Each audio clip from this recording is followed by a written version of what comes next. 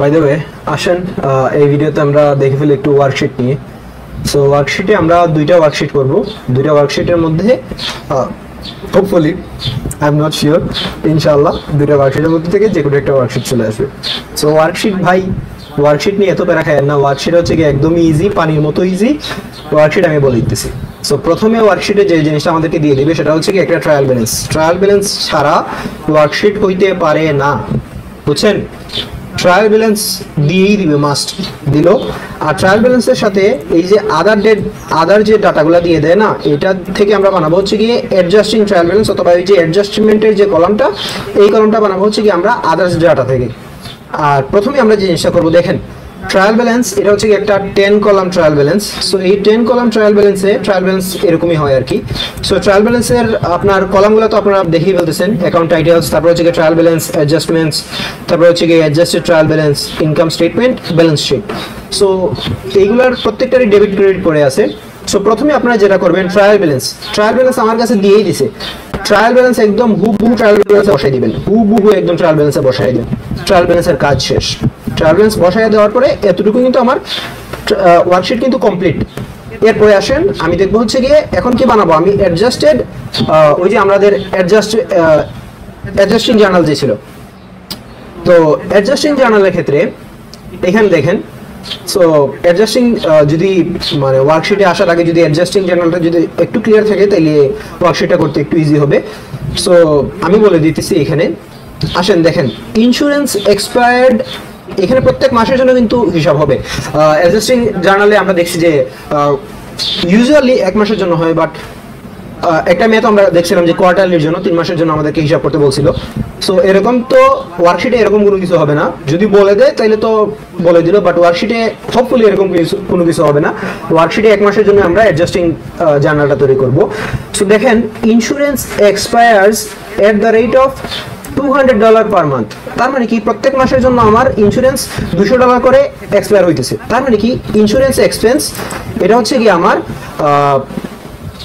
ডেবিটে যাবে, insurance expense এটা যাবে ডেবিটে হচ্ছে কি 200।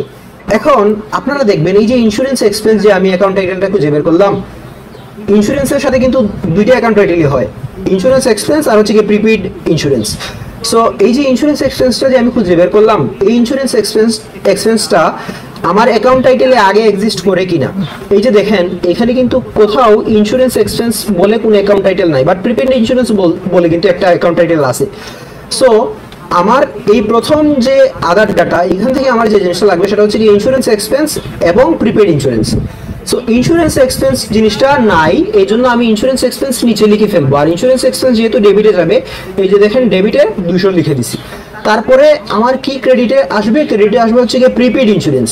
এখন দেখেন প্রিপেইড ইন্স্যুরেন্স কিন্তু অলরেডি এক্সিস্ট করে। সো আমি প্রিপেইড ইন্স্যুরেন্স বরাবর একদম লিখে দিব আমার যে অ্যামাউন্টটা ছিল। এই যে দেখেন প্রিপেইড ইন্স্যুরেন্স বরাবর কিন্তু আমি লিখে দিচ্ছি 200, ঠিক আছে, 300 কিন্তু না। প্রিপেইড ইন্স্যুরেন্স বরাবর কিন্তু আমি 200 লিখে দিচ্ছি। এই যে দেখেন 200, এখানেও 200 লিখছি, এখানেও 200 লিখছি, অ্যাডজাস্ট হয়ে গেল। তারপরে আসেন দেখেন 2 নাম্বারটাতে কি বলছে, $1000 of supplies are on hand. Supplies on hand, that means আমি কিছু সাপ্লাইজ খরচ করছি আর কিছু সাপ্লাইজ আমার হাতে রয়ে গেছে। তার মানে আমার এক্সপেন্স কতটুকু হয়েছে, সাপ্লাইজ এক্সপেন্স কতটুকু। আর সাপ্লাইজের সাথে কিন্তু দুইটাই অ্যাকাউন্ট টাইটেল আসে, একটা হচ্ছে কি সাপ্লাইজ এক্সপেন্স আর একটা হচ্ছে কি সাপ্লাইজ। তো দেখেন সাপ্লাইজ এক্সপেন্স, সাপ্লাইজ আমার আগে কত ছিল, সাপ্লাইজ আগে ছিল হচ্ছে কি 1300, আর আমি খরচ করছি কত, মানে হাতে আছে কত, হাতে আছে 1000, তাইলে 1300 থেকে 1000 বাদ দিলে কত, 300। সো আমার সাপ্লাইজ এক্সপেন্সে কত যাবে, 300। দেখেন সাপ্লাইজ এক্সপেন্স এখানে খুঁজে দেখেন আছে কিনা, নাই, এখানে সাপ্লাইজ এক্সপেন্স নাই। তার মানে সাপ্লাইজ এক্সপেন্স আলাদা করে লিখতে হবে। এই যে লিখলাম আলাদা করে সাপ্লাইজ এক্সপেন্স 300 লিখলাম। এরপরে আসেন সাপ্লাইজ এক্সপেন্সের সাথে কি আসে, ক্রেডিটে কি যায়, সাপ্লাইজ। সো দেখেন এই যে সাপ্লাইজ, সো এই যে সাপ্লাইজটা অলরেডি এক্সিস্ট করে, সো সাপ্লাইজে কত দিব, 300। এই যে দেখেন 300 দিয়ে দিয়েছি সাপ্লাইজে। আসেন 3 নাম্বারটাতে বলছে মান্থলি ডেপ্রিসিয়েশন। সো ডেপ্রিসিয়েশন কথাটার সাথে কিন্তু দুইটা অ্যাকাউন্ট টাইটেল আসে, ডেপ্রিসিয়েশন এক্সপেন্স আর accumulated depreciation. So depreciation expense কি বলছে মান্থলি, মান্থলি তো অলরেডি দিয়ে দিয়েছে, দ্যাট মিন্স ডেপ্রিসিয়েশন এক্সপেন্সে কত যাবে 900 আর অ্যাকুমুলেটেড ডেপ্রিসিয়েশন ক্রেডিটে করে যাবে হচ্ছে 900। সো ডেপ্রিসিয়েশন এক্সপেন্স কি অলরেডি এক্সিস্ট করে অ্যাকাউন্ট টাইটেলটা? না, এখানে কোথাও কিন্তু ডেপ্রিসিয়েশন এক্সপেন্স নাই, খুঁজে দেখতে পারেন এই ট্রায়াল ব্যালেন্সের যেগুলো আমরা লিখছিলাম কোথাও কিন্তু ডেপ্রিসিয়েশন এক্সপেন্স নাই। সো নিচে একটা ক্রিয়েট করতে হবে, এই যে ডেপ্রিসিয়েশন এক্সপেন্স ক্রিয়েট করছি, মাই ব্যাড, আমি তো মাউস দিয়ে লিখতেছি এই জন্য লেখাগুলো আসলে এত ছোট ছোট দেখা যায় না। ডেপ্রিসিয়েশন এক্সপেন্স বরাবর এই যে দেখেন 900 দিয়ে দিছি, আর অ্যাকুমুলেটেড ডেপ্রিসিয়েশনের ক্রেডিট বরাবর আমি দিয়ে দিছি এই যে আরো 900 গেল, 3 নাম্বারটা চলে গেল। তারপরে আসেন ইন্টারেস্ট অফ 5000 মানে $500 on the notes payable has accrued during August. এখন কি বলছে যে অগাস্টেরই কিন্তু হিসাবটা আমরা করতেছি, এই যে দেখেন অগাস্ট 31, ঠিক আছে, তার মানে আমরা অগাস্টের হিসাবটা করতেছি, আমাদের এক মাস অলরেডি দেই আছে। তাইলে ইন্টারেস্ট কতটার সাথে আমাদের দুইটা অ্যাকাউন্ট টাইটেল কিন্তু আসে, ইন্টারেস্ট এক্সপেন্স এবং ইন্টারেস্ট পেয়েবল, ঠিক আছে। তাইলে ইন্টারেস্ট এক্সপেন্স কই যায়? ইন্টারেস্ট এক্সপেন্স যায় হচ্ছে কি ডেবিটের ঘরে। তাইলে দেখেন ইন্টারেস্ট এক্সপেন্স কি অলরেডি এক্সিস্ট করে কিনা এখানে, interest interest interest no, interest expense কিন্তু এক্সিস্ট করে না। সো ইন্টারেস্ট এক্সপেন্স আলাদা করে লিখতে হবে, লিখলাম ইন্টারেস্ট এক্সপেন্স 500, আর ইন্টারেস্ট পেয়েবল কিন্তু এখানে এক্সিস্ট করে না। সো ইন্টারেস্ট পেয়েবল ক্রেডিটে করে যাবে, এই দেখেন আরো 500। তারপরে আসেন, তারপরে কিন্তু আর কোনো আদার ডাটা নাই। সো আমার অ্যাডজাস্টমেন্ট মানে অ্যাডজাস্টিং জার্নাল যেটা, এটা কিন্তু ক্রিয়েট করা হয়ে গেছে। অ্যাডজাস্টিং জার্নাল ক্রিয়েট করার পরে কিন্তু দুই সাইডই সমান হবে। সো মিলিয়ে দেখেন, আপনারা যুক্ত করে মিলিয়ে দেখেন, এই যে 1900 দুই সাইডে কিন্তু মিল আসবে। যদি মিল না আসে তাহলে বুঝবেন যে আপনার ডেবিট ক্রেডিটে আপনি কোনো একটা সমস্যা করে ফেলছেন, বুঝছেন। সো অ্যাডজাস্টিং জার্নাল কিন্তু মোটামুটি একটু হার্ড আছে, but I will make it easy for you. আমার অ্যাডজাস্টিং জার্নালের একটা ভিডিও আছে, ওটা আপনারা দেখে নেবেন। হোপফুলি অ্যাডজাস্টিং জার্নাল নিয়ে কোনো ধরনের কনফিউশন আপনাদের থাকবে না। এরপরে আসেন অ্যাডজাস্টেড ট্রায়াল ব্যালেন্স। সো এই অ্যাডজাস্টেড ট্রায়াল ব্যালেন্স কি করবেন জানেন? অ্যাডজাস্টেড ট্রায়াল ব্যালেন্স যদি দুইটা যদি সেম অ্যাডজাস্টেড, আচ্ছা একটু বলে ফেলি, অ্যাডজাস্টেড ট্রায়াল ব্যালেন্স আমরা ক্রিয়েট করি হচ্ছে গিয়ে এই দুইটা কলাম থেকে, ট্রায়াল ব্যালেন্স আর অ্যাডজাস্টমেন্ট থেকে, বুঝছেন। সো ট্রায়াল ব্যালেন্সের আর অ্যাডজাস্টমেন্টের ডেবিট আর ক্রেডিটকে আমরা যুক্ত করে আমরা হচ্ছে গিয়ে অ্যাডজাস্টেড ট্রায়াল ব্যালেন্সটা পাই। সো এই জিনিস আমরা কেমনে পাই দেখেন, আমি বলি প্রথমে, এই যে দেখেন এই রো, আপনি প্রথম রোটা দেখবেন, আপনি প্রথম রোতে দেখেন একমাত্র একটাই ডেবিট আছে, সো ডিরেক্টলি বসাই ফেলবেন ডেবিট। এরপরে দেখেন আবার ডেবিট একটাই মাত্র আছে, সো ডেবিট বসাই ফেলবেন। তারপরে দেখেন আবার 1300, এটাও কিন্তু, আচ্ছা এখন কিন্তু 1300 না, এখন কিন্তু 1300 সাথে কিন্তু আপনার 300 আছে ক্রেডিটের ঘরে। সো দেখেন দুইটা যদি রিভার্স হয়, লাইক ডেবিট ক্রেডিট অথবা ক্রেডিট ডেবিট, দুইটা যদি ডিফারেন্ট হয় তাইলে যেটা করবেন বিয়োগ করবেন, বিয়োগ করে যেটা করবেন, যেটা বড় ওইটার ঘরে লিখবেন। তাইলে দেখেন ডেবিট বড় আর ডেবিট আর ক্রেডিট, তার মানে কি হবে বিয়োগ হবে। সো বিয়োগ করে 1300 থেকে 300 বাদ দিলে কত 1000, আর 1000 যেহেতু ডেবিট বড় সো ডেবিটে করে যাবে, এই যে দেখেন 1000টা ডেবিটে করে গেল। তারপরে দেখেন আবার আছে ডেবিট আর ক্রেডিট, সো ডেবিট আর ক্রেডিট সো মাইনাস হবে, সো যেহেতু দুইটা মাইনাস হবে সো 2400 মাইনাস 200, সো কত হবে 2200, আর যেহেতু ডেবিট বড় সো এই যে দেখেন 2200টা ডেবিটে করে চলে গেল। তারপরে দেখেন ইকুইপমেন্ট, এই রোতে কেবলমাত্র ইকুইপমেন্ট একটাই আছে, সো মানে ডেবিট একটাই আছে, সো ডেবিটে করে চলে যাবে। তারপরে দেখেন ক্রেডিট, এই ক্রেডিটের ঘরে কিন্তু একটাই আছে, সো ক্রেডিট ক্রেডিটের ঘরে হুবহু চলে যাবে। 2400 আর কেউ নাই অন দা ওয়ে, সো 2400 চলে যাবে। 30000 আর কেউ নাই, 30000 চলে যাবে। কত ইজি দেখতেছেন, মানে মানুষজন ওয়ার্কশিট নিয়ে ভয় পায়, এইগুলো ভয় পাওয়ার কোনো জিনিস, এই ইনকাম স্টেটমেন্ট আর ব্যালেন্স শিট মিডে বানাই আসি, সো এত কি চিন্তা করার। এই যে দেখেন 1000 এর রোতে কেউ নাই, 1000 ডিরেক্টলি চলে আসবে। সার্ভিস রেভিনিউ কেউ নাই, ডিরেক্টলি চলে আসবে। এই যে দেখেন এখন এখানে 3200 কেউ নাই, 3200 ডিরেক্টলি চলে আসবে। 800 কেউ নাই, 800 চলে আসবে। 400 কেউ নাই, 400 চলে আসবে। কি আছে জীবনে ভাই, কি আছে? এই ইন্স্যুরেন্স এক্সপেন্স, এই ঘরেও কেউ নাই, ডিরেক্টলি চলে আসবে। যে ঘরে ছিল ডেবিট, এই যে দেখেন ডেবিটে করে চলে আসছে। ডেবিট এটা কেউ নাই আশেপাশে, ডেবিটে করে চলে আসছে। এই যে দেখেন এটাও ডেবিট, ডেবিটে করে চলে আসছে। এটা ক্রেডিট, এই যে দেখেন ক্রেডিটে করে চলে গেছে। ডেবিট ডেবিটে করে চলে গেছে। আশেপাশে তো কেউ নাই, কার সাথে আমি যোগবিয়োগ করবো? তো এই দেখেন ক্রেডিট ক্রেডিটে করে চলে গেছে। গেল আমার অ্যাডজাস্টেড ট্রায়াল ব্যালেন্সও আমার রেডি। আমি অলরেডি 6টা কলাম করেই ফেলছি উইদাউট এনি হেসেল। কোনো হেসেল গেছে আমাদের উপর? কোনো হেসেলে যায় নাই। একটু ক্রিটিক্যাল হইতে পারে এই জিনিসটা ক্রিয়েট করা, but I will make it easy for you guys. So এরপরে আসেন ইনকাম স্টেটমেন্ট। সো ইনকাম স্টেটমেন্টে কি যায়? ইনকাম, ঠিক আছে, ইনকাম স্টেটমেন্ট। সো ইনকাম নাম শুনে কি বুঝতে পারতেছেন যে টাকা উপার্জন করতেছি, তার মানে এখানে যাবে হচ্ছে রেভিনিউ আর এক্সপেন্স। ইনকাম স্টেটমেন্টে কি যায়? রেভিনিউ আর এক্সপেন্স, এছাড়া আর কোনো কিছুই যাবে না ইনকাম স্টেটমেন্টে। আর ব্যালেন্স শিটে কি যাবে? রেভিনিউ এক্সপেন্স বাদে যা আছে সবই যাবে। অ্যাকাউন্টিং এ রেভিনিউ এক্সপেন্স বাদে যা আছে সবই যাবে। তাহলে দেখেন প্রথমে আছে অ্যাকাউন্টস রিসিভেবল, এটা একটা অ্যাসেট, এটা কি রেভিনিউ অথবা অ্যাসেটের মধ্যে এক্সপেন্সের মধ্যে পড়ে না। সো দেখেন এটা ডিরেক্টলি ডেবিটে মানে ব্যালেন্স শিটের এটা। আচ্ছা আরেকটা ইম্পর্টেন্ট জিনিস, এটা কিন্তু এখান থেকে বানাবো না, এটা বানাবো হচ্ছে গিয়ে এই দুইটা অ্যাডজাস্টেড ট্রায়াল ব্যালেন্স বানানোর পরে এই ট্রায়াল ব্যালেন্সকে ভুলে যাবেন, এই অ্যাডজাস্টমেন্টকে ভুলে যাবেন। এখন আমাদের ইনকাম স্টেটমেন্ট আর ব্যালেন্স শিট তৈরি হবে কই থেকে? অ্যাডজাস্টেড ট্রায়াল ব্যালেন্স থেকে। তাইলে দেখেন অ্যাডজাস্টেড ট্রায়াল ব্যালেন্সের প্রথমত আমরা ডিফাইন করব যে অ্যাকাউন্ট টাইটেল দেখে আমরা ডিফাইন করব যে বেচারা ইনকাম স্টেটমেন্টে যাবে না ব্যালেন্স শিটে যাবে। তারপরে ডেবিটে যে আছে তাকে ডেবিটে বসাবো, যে ক্রেডিটে আছে তাকে ক্রেডিটে বসাবো। একসাথে তো দুইটাতে যাবে না, একসাথে যে কোনো একটাতেই তো যাবে, হয় ইনকাম স্টেটমেন্টে যাবে না হয় ব্যালেন্স শিটে যাবে। তার মানে ডেবিটে যেটা আছে ডেবিটে থাকবে, ক্রেডিটে যেটা আছে ক্রেডিটে থাকবে। বেচারাকে কোনো কমানো যাবে না, বাড়ানো যাবে না, মানে রিভার্স করা যাবে না আর কি। সো আসেন দেখেন ক্যাশ যেহেতু একটা অ্যাসেট, সো অ্যাসেট কই যাবে? অ্যাসেট যেহেতু, সো এটা রেভিনিউ না এক্সপেন্সও না। সো যেহেতু রেভিনিউ না এক্সপেন্সও না, বেচারা যাবে ব্যালেন্স শিটে। সো এই যে দেখেন ডেবিটে ছিল, ডেবিটেরটা ডেবিটে বসাই ফেলছি। তারপরে আসেন অ্যাকাউন্টস রিসিভেবল, এটাও একটা অ্যাসেট। সো যেহেতু বেচারা অ্যাসেট, ডেবিটে ছিল, ব্যালেন্স শিটে ডেবিটেই বসে পড়ছে। তারপরে আসেন দেখেন সাপ্লাইজ, এটাও একটা অ্যাসেট। সো যেহেতু বেচারা একটা অ্যাসেট, সো অ্যাসেট কই যায়? অ্যাসেট যায় হচ্ছে গিয়ে আমাদের ব্যালেন্স শিটে। সো ব্যালেন্স শিটের অ্যাসেট এটা কোন ইয়েতে ছিল? ডেবিটের ঘরে। এই যে দেখেন ডেবিটের ঘরে হুবহু চলে আসছে।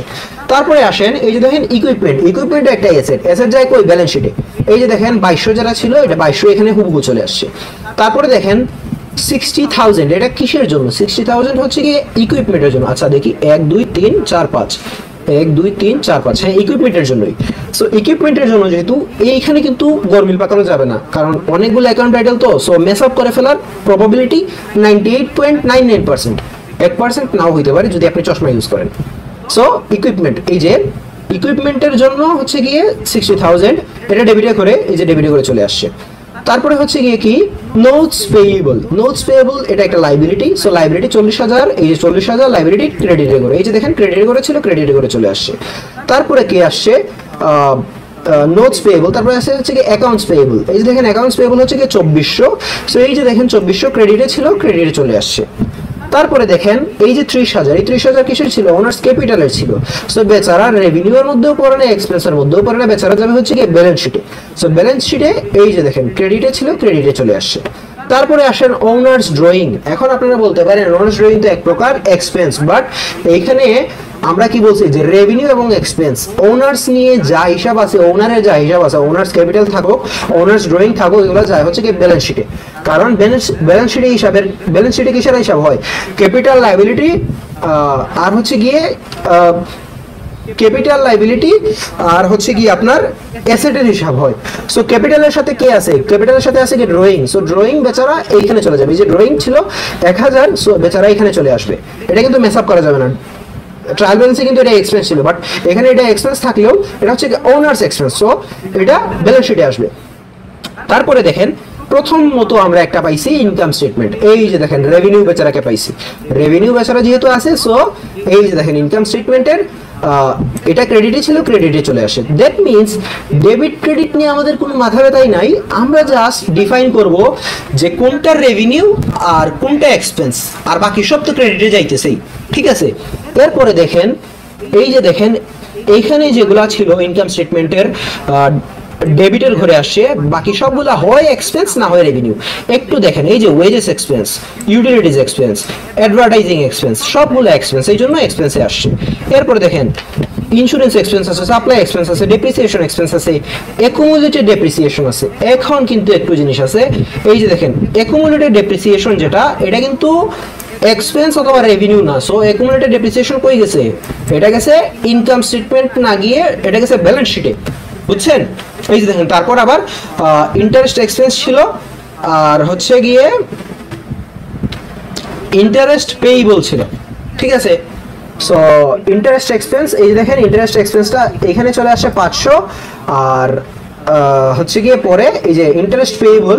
সো পেয়েবল যেহেতু এটা একটা লাইবিলিটি, লাইবিলিটি যে হচ্ছে ব্যালেন্স শিটে, সো ব্যালেন্স শিটে এই যে দেখেন অ্যাডজাস্টিং জার্নালে এটা ক্রেডিটের ঘরে ছিল, সো এটা ক্রেডিটের ঘরে চলে আসলো।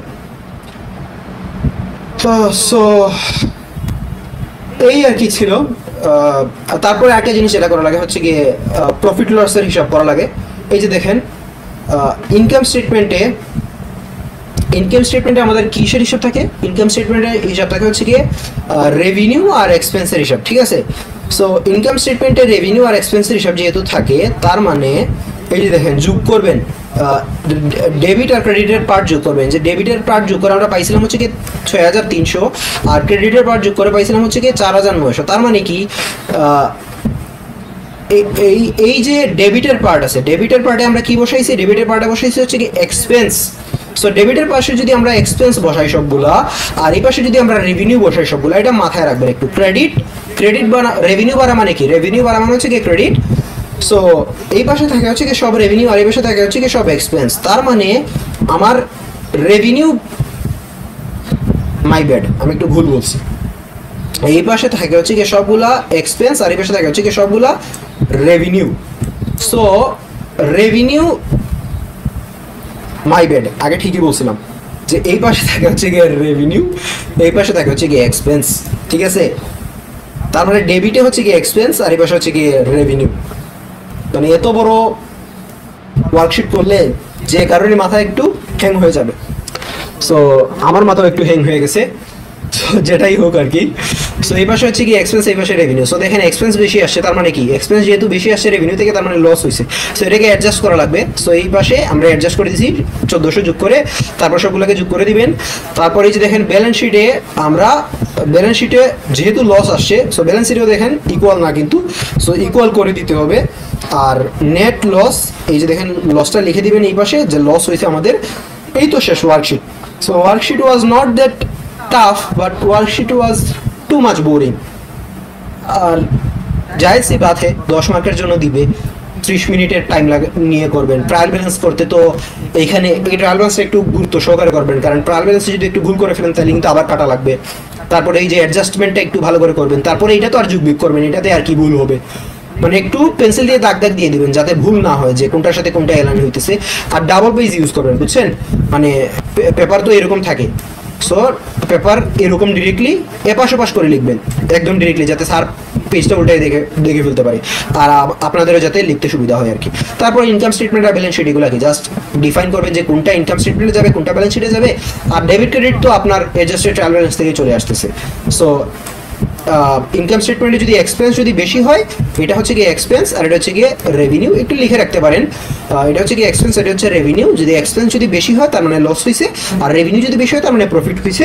সো প্রফিট হলে লিখবেন যে নেট প্রফিট, আর লস হলে লিখবেন নেট লস, আর টোটালস তো এখানে দেখাই দিবেন। এই তো শেষ ওয়ার্কশিট।